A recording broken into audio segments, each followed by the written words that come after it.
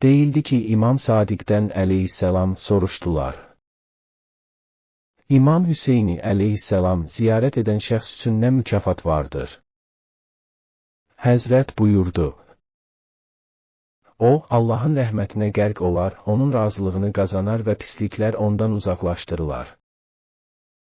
Biharul Ənvar, cild 96, səhifə 10.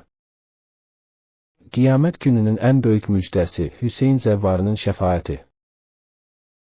Kərbəla ziyarəti sadəcə bu dünyada qəlbi sakitləşdirmir, o həm də axirətin ən çətin anında möminin dadına çatır. İmam Hüseyn əleyhisselam yolunda çəkilən hər çətinliyin, atılan hər addımın qarşılığı qiyamətdə unikal bir imtiyazla mükafatlandırılır.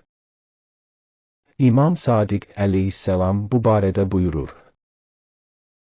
İmam Hüseynin əleyhisselam zəvvarları qiyamət günündə dünyadakı günahlarına görə cəhənnəm odu vacib olmuş 100 nəfərə şəfaət edəcəklər.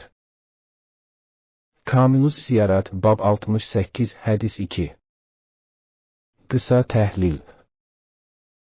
Bu hədis bizə göstərir ki, İmam Hüseyn əleyhisselam zəvvarı qiyamətdə sadəcə sıravi bir insan kimi dayanmayacaq. O, Allahın izni ilə digər günahkarları xilas edən bir şəfaətçiyə çevriləcək.